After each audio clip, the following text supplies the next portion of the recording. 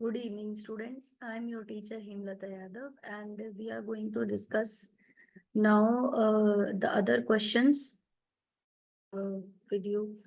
Some important questions of class 10th biology and even the other portions.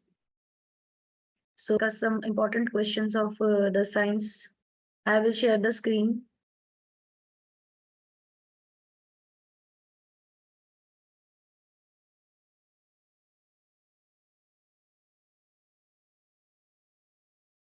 So let us now share the screen with you to discuss some 10th class science questions. I hope all you are doing practice of the sample papers from the sample papers, but let us understand some of the concepts of heredity. So I will take you to the heredity chapter.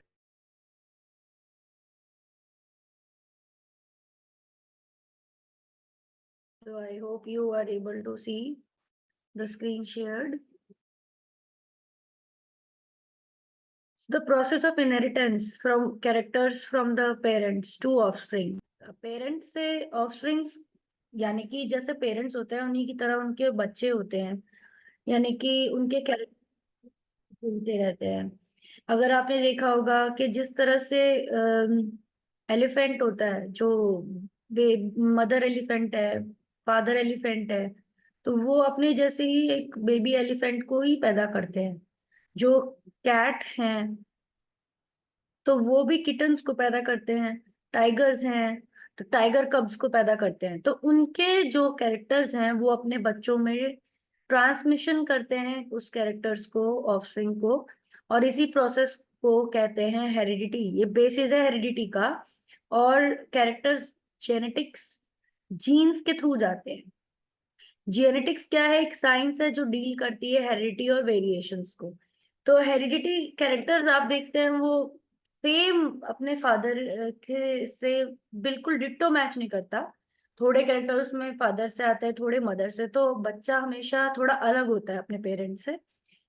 पर ज्यादातर characters वो similar लगता है, किसी ना किसी character में अपने फादर से, किसी कैरेक्टर में अपने मदर से। तो ये पूरी साइंस जो फील्ड है बायोलॉजी का जो इसको डील करता है, इसे हेरिडिटी और वेरिएशन कहते हैं। वेरिएशन छोटा मोटा चेंज है, मॉडिफिकेशन है किसी भी कैरेक्टर्स का, जो हमें देखने से पता चल सकता है कि इनमें ये अलग है। और ग्रीगर मेंडल जोहन ने कहा, इन्हें फादर ऑफ जेनेटिक्स कहते हैं क्योंकि इन्होंने लॉज बताए थे जेनेटिक्स के। Heterozygous two different alleles were present. अगर जीन के केस में हमें कुछ पता होना चाहिए कुछ टर्म्स के। हेट्रोजाइगस जो टर्म होती है उसका मीनिंग है कि दो डिफरेंट एलील अगर किसी इंडिविजुअल में मिलती है उसे हेट्रोजाइगस इंडिविजुअल बोलते हैं। जीनोटाइप ये जेनेटिक मेकअप है किसी इंडिविजुअल का कि किस तरह से उनके जीन्स हैं।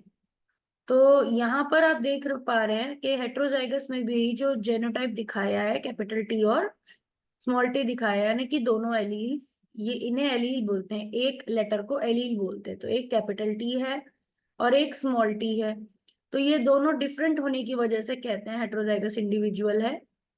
Different alleles are present together. तो अलग अलग एलील कैपिटल टी वाली स्मॉल टी वाली के साथ मिल रही है हमें ऑर्गेनिज्म में। तो ये हेट्रोजाइगस इंडिविजुअल हो गया। और जीनोटाइप इसकी क्या हो गई? जो कंपोजिशन है, अभी जो ऊपर आपने देखा जीन इस फॉर्म में मिल रही थी, जीन ऐसे भी मिलती हैं किसी किसी इंडिविजुअल में, दो रिसेसिव जीन पेयर हो जाती हैं, किसी में दो प्योर रहती हैं डोमिनेंट।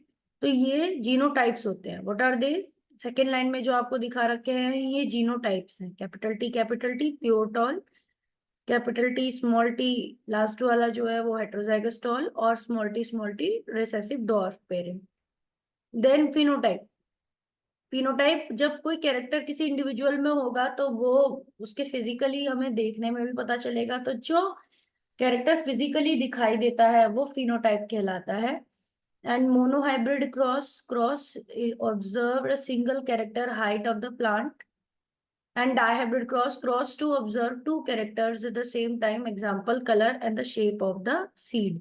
ऐसा क्रॉस करना जिसमें एक कैरेक्टर को ही हम देख पाए बट पेरेंट्स से ऑफस्प्रिंग में जाते हुए उसे मोनोहाइब्रिड कहेंगे। और अगर हम दो कैरेक्टर्स को जाते हुए देख रहे हैं पेरेंट्स से ऑफस्प्रिंग में, उसे डाइहाइब्रिड क्रॉस कहेंगे।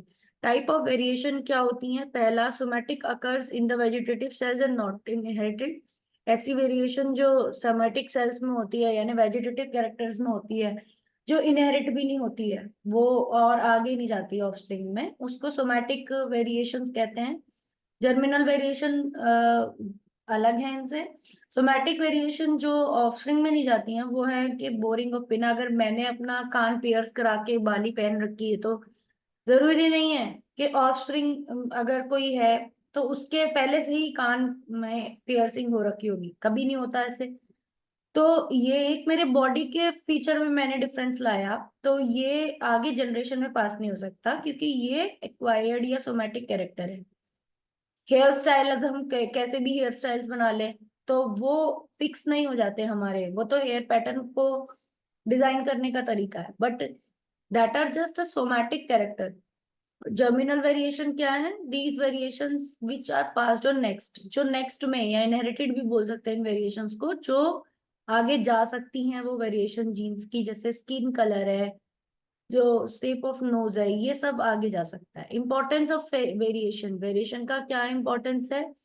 Variation enables organism to adjust and adapt better according to the changing condition.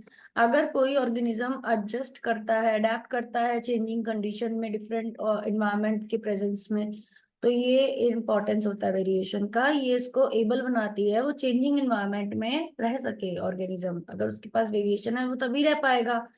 And Mendel's work on the pea plant, Mendel का वर्क किस पे है? पी प्लांट पे है। तो lead to the development of new species, ये pea plant ये देखता है कि किस तरह से अगर ऑर्गेनिज्म वेरिएशन होते हैं तो कोई नई स्पीशीज भी बन सकती हैं। मेंडल का work Pisum sativum P plant का ही साइंटिफिक नेम है, उस पे था।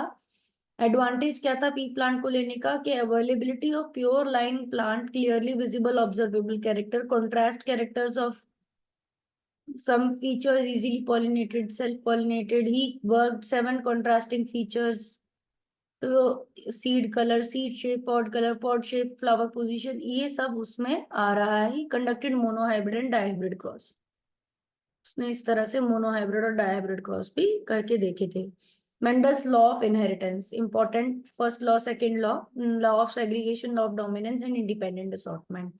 लॉ ऑफ डोमिनेंस और सेग्रीगेशन को मिलाकर फर्स्ट लॉ भी बोला जाता है और लॉ ऑफ इंडिपेंडेंट असॉर्टमेंट को सेकंड लॉ बोला जाता है। लॉ ऑफ डोमिनेंस क्या कहता है? When parent having pure contrasting characters are crossed, then only one character express itself.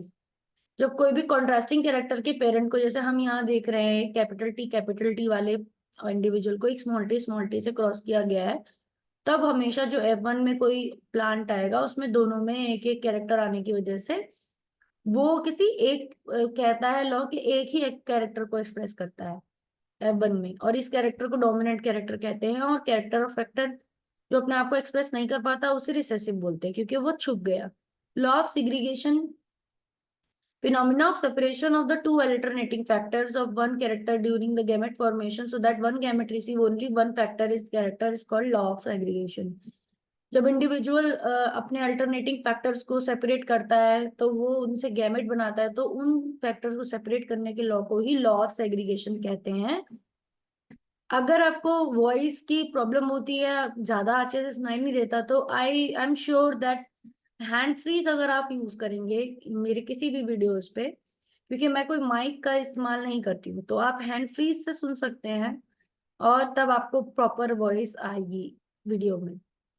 Thank you, ये एक मैसेज था मेरी तरफ से। और अब वापस आते हैं, आप साइड में क्रॉस भी देख रहे हैं स्क्रीन पे कि टॉल प्लांट और डॉर्फ प्लांट का क्रॉस हो रहा है, यहाँ पर गैमेट्स बन रहे हैं उसके, टॉल और ड्रॉफ के। एंड उसमें टॉल बिल्कुल प्योर टॉल है, डॉर्फ बिल्कुल रिसेसिव है, और टॉल में से डबल कैपिटल टी में से एक कैपिटल टी आया गैमेट में, उधर स्मॉल टी आया है गैमेट में। F1 जनरेशन में सेल्फिंग हुई तो उससे सेपरेट हुए, उसके गैमेट भी सेपरेट होंगे F1 की सेल्फिंग के वक्त। तो दो अलग अलग तरह के 50% कैपिटल 50% स्मॉल दोनों पेरेंट्स ने बनाए गैमेट्स। F2 बनाने के लिए अब ये गैमेट पहला वाला उसके पास 50-50% चांस है कि ये वाला जो गैमेट है कैपिटल टी, ये इस वाले पहले पेरेंट के इस 50%। तो नेटवर्क की कुछ इशू चल रहे हैं, नेटवर्क की वजह से प्रॉब्लम हो रही है आपको। आई होप हेरिडिटी का आपका पूरा हो जाए जल्दी से। तो हम डायब्रिड क्रॉस पे जाएंगे। अब हम ये समझा रहे थे कि एपन सेल्फिंग होगी तब कैपिटल टी स्मॉल टी अलग अलग हुए हैं, तो इस पेरेंट के पास जो दो गैमेट हैं उनके पास इक्वल चांसेस हैं कि अगर फर्स्ट वाले से ये क्रॉस हो गया तो कैपिटल टी बनेगा, और अगर ये इसका सेकंड वाला फर्स्ट वाले से हो गया तो कैपिटल टी स्मॉल टी बनेगा। ऐसे ही इसका सेकंड वाला अगर इससे सेकंड से हुआ